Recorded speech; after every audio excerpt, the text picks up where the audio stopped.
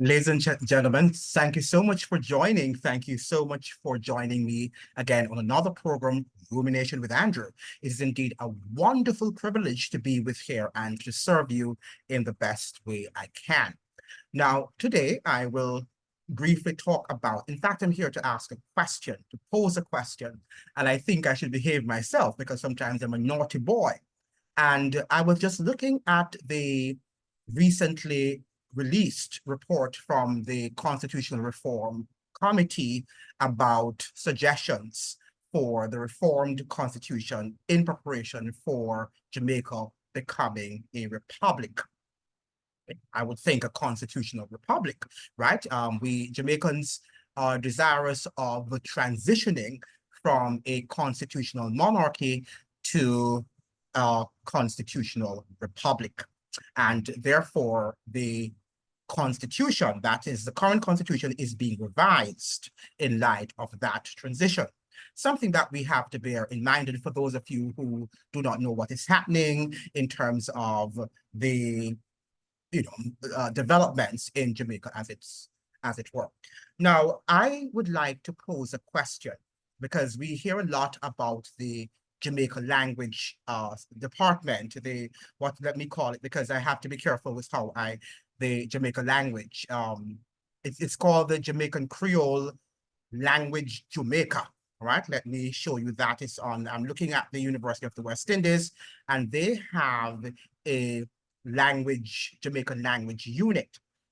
There are elements of the Jamaican society who are clamoring to make Creole an official language, perhaps the official language of Jamaica, right? So that is where we are at the moment.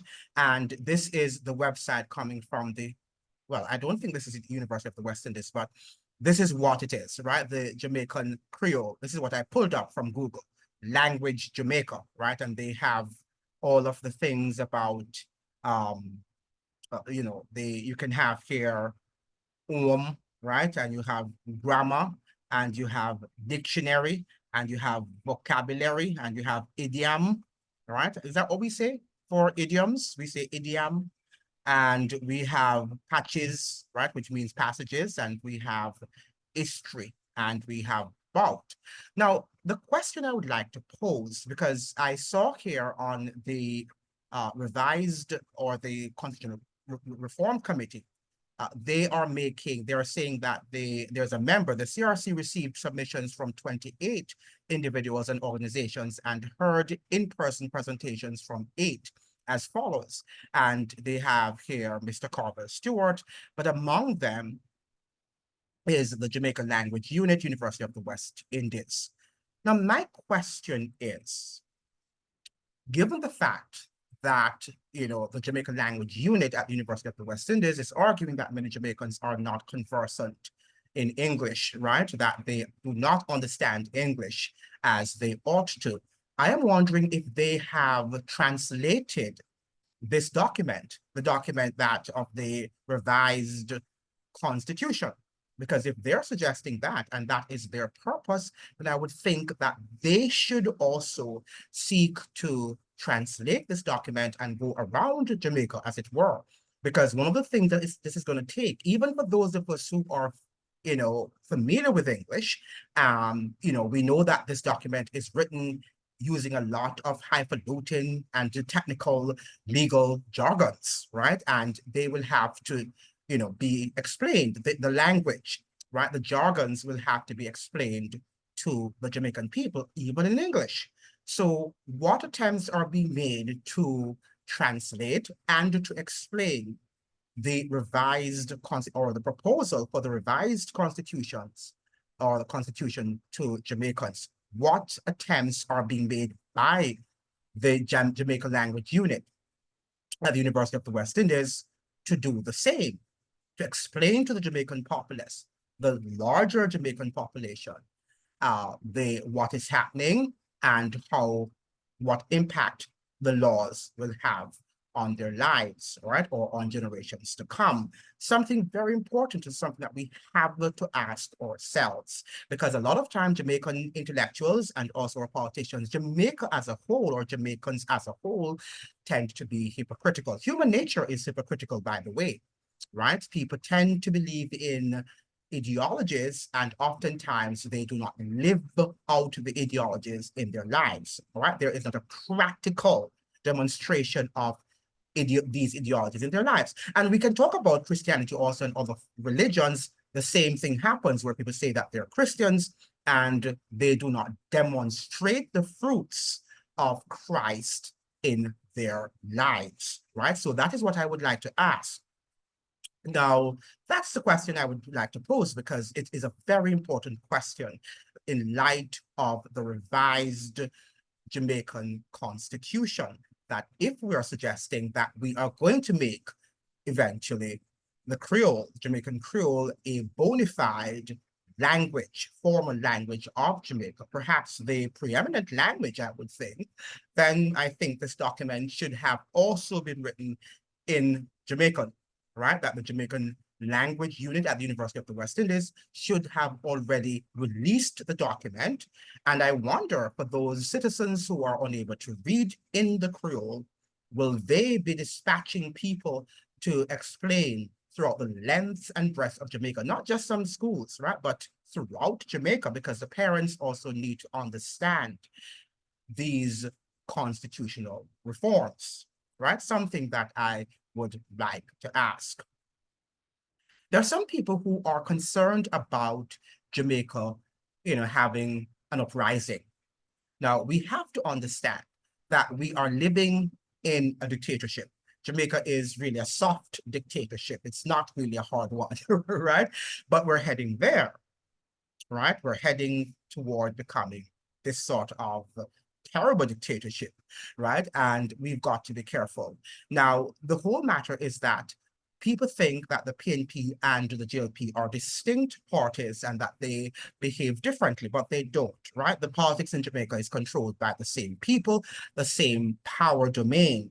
And we have to understand that the financial elites are the ones who control the conversations, the ideologies, what we should debate and what we should not debate. Even the proposed constitution is right now under their control. And we've got to understand that. As I read to you, and I want to reread that to you just for you to see what I am talking about. When I spoke to you that the Governor General, who is the power, the representative of the real power in Jamaica, he is going to be consulted. And whatever he says, it seems, if whatever is proposed, if he's not in agreement with such a proposal, then it cannot go, right? So let me see if I can share that with you again, because that is something that you've got to understand. Something that many people are not bringing to the fore, that the Governor General of the Jamaica is still running the show, and he is the real Brogad. Well, as far as Jamaicans are concerned, we know that the real Brogad is the United States of America, because she is the unchallenged, the unrivaled military power in the world. So she's the real Brogad. But in terms of the Jamaican context, the real Brogad is the representative of King Charles, and that is Patrick Allen, Sir Patrick Allen. He is the current Governor General of Jamaica. But this is what, where was it again that we had read? I think it was in 3.66, right? Where we read that in making this recommendation, the CRC is aware that the bill for the reformed constitution will still have to be presented to the Governor General for assent, right? This is important. This is very important that we understand, right? Because he is the representative of the king. This is because the legislative role of the monarch to provide assent for a bill to become law remains unchanged until the reformed constitution is approved in the referendum. So I would think that when they write the real constitution, as it were, that, the Governor General will no longer be consulted, right? And his assent will not have to be affixed to that revised constitution. So it is no longer considered appropriate for Jamaica's form of government to be a constitutional monarchy where our sovereign is the King of England. Now, there came up a debate. It was not really an in-depth debate where matters were discussed, and arguments and counter-arguments were advanced on Rattigan's program, I think the last program we had, and in which there was a lawyer, seems to be a constitutional lawyer, Mr. Wildman, right? I think he was Mr. Hugh Wild. I mean, forgive me if his first name is incorrect, but I think Wildman is his surname, is his last name. And he was suggesting that the fact that the Prime Minister of Jamaica, the most honorable Andrew Holness, has sworn to the king, as it were. He sworn to the then queen, now the king, to be on the Privy Council, the UK's Privy Council. So we call that now the King's Privy Council.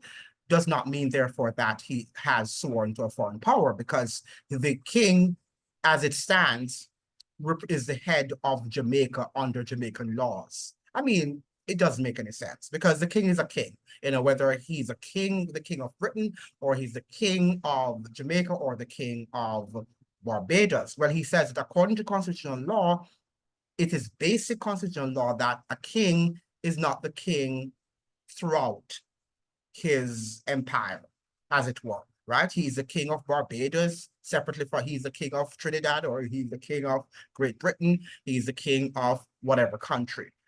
Well, that might be so theoretically, right? But in practicality, right, in the real world, as it were, a king is a king. He is a despot, right? He's not democratic in any sense of the word. And it's interesting when we call ourselves a constitutional monarchy, right? Because anything with them, that's an oxymoron, by the way, because anything with monarchy involved, we know that there is no real democracy, right? And that is what we have to understand.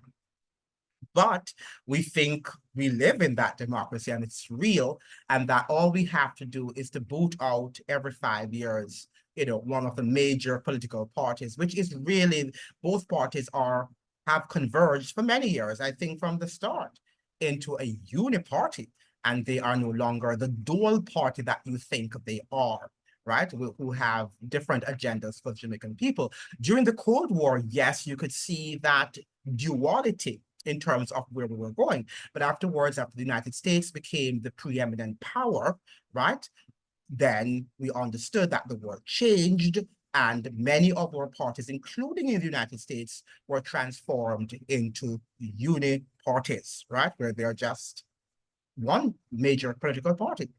And they have fooled us into believing that we are voting for two distinct parties with two distinct ideologies or sets of ideologies. But that's not true. It's time for citizens to be aware and to become empowered. Now, I'm not suggesting here that we should not respect our governments. Our governments, as I have intimated on this program, on the show, ought to be respected, right? That is our civil responsibility.